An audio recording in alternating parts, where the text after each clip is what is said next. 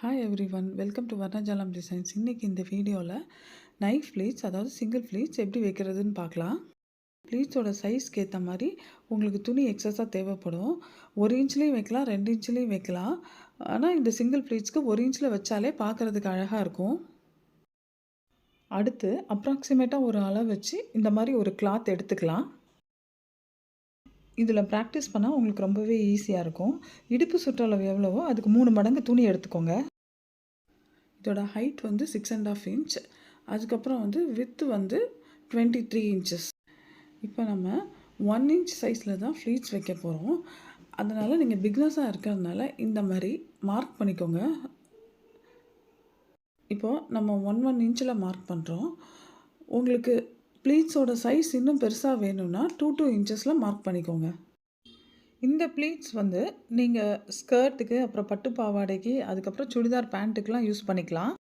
இந்த மாதிரி 1 inch mark பண்ணிவிட்டு நீங்கள் ப்ளீட்ஸ் வச்சிங்கன்னா ஒரே சைஸாக வரும், பார்க்குறதுக்கும் நீட்டாக இருக்கும். இப்போது ஃபஸ்ட்டு 1 இன்ச் ஜாயினிங்க்கு விட்டுடுங்க. நெக்ஸ்ட்டு 1, 2, 3 இந்த 3 கோடில் தான் நம்ம ப்ளீட்ஸ் வைக்க போகிறோம். சிங்கிள் ப்ளீட்ஸ் எப்போவுமே ஒரே சைடு பார்த்த மாதிரி தான் வைப்போம். ஒன்று ரைட் சைடு பார்த்த மாதிரி இருக்கும், இல்லை லெஃப்ட் சைடு பார்த்த மாதிரி இருக்கும். இப்போது இந்த மாதிரி ஃபோல்டு பண்ணி நல்லா ப்ரெஸ் பண்ணி விட்டுக்கோங்க, இல்லைன்னா அயன் கூட பண்ணிக்கோங்க. இப்போது நெக்ஸ்ட்டு ப்ளீட் வந்து நம்ம அடுத்து 1 இன்ச் இருக்குது இல்லையா, அதிலிருந்து ஃபோல்டு பண்ணிக்கணும். துணியை இந்த மாதிரி நல்லா உள்ளே தள்ளி, அதாவது 1 இன்ச் ஃப்ளீட்டுக்கு 1 இன்ச் கிளாத் உள்ளே தள்ளி வச்சாதான் நல்லா விரிஞ்சு பார்க்குறதுக்கு அழகாக இருக்கும். நீங்கள் பிகினர்ஸாக இருக்கிறதுனால இந்த மாதிரி குண்டூசி வச்சு பின் பண்ணிக்கோங்க.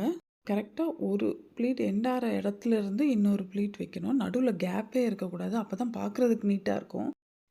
இப்போது இந்த மாதிரி நிறைய டிஃப்ரெண்ட் டைப்ஸ் ஆஃப் ப்ளீட்ஸ் இருக்குது. அதாவது gathering pleats, box pleats, inverted box pleats, அந்த மாதிரி நிறையா இருக்குது. அடுத்தடுத்த வீடியோவில் ஒன்றா பார்க்கலாம்.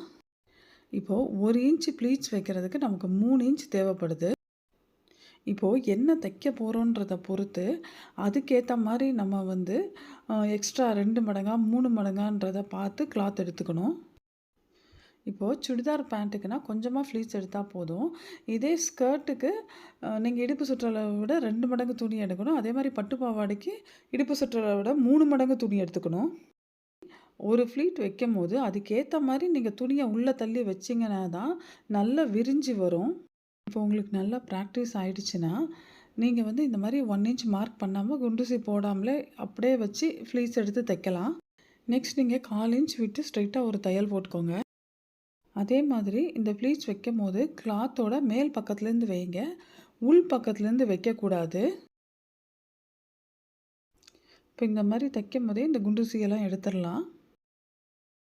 இப்போ நான் எடுத்திருக்க கிளாத்தில் உள் பக்கம் வெளிப்பக்கம் தெரியல, கிளாத் ஒரே மாதிரி தான் இருக்குது.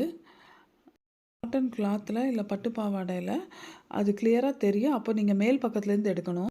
இப்போ நம்ம வந்து மெட்டீரியலாக எடுத்தோம்னா கிளாத் எவ்வளோ இருக்கோ அதுக்கேற்ற மாதிரி ஃப்ளீட்ஸ் அட்ஜஸ்ட் பண்ணி வைக்கலாம். இதே நம்ம சாரீலேருந்து கட் பண்ணி தைக்கும் போது இடுப்பு சுற்றளவை விட நீங்கள் வந்து 3 மடங்கு எடுத்துக்கோங்க. ஏதாவது டவுட் இருந்தால் கிளாரிஃபை பண்ணிக்கோங்க. தேங்க்யூ.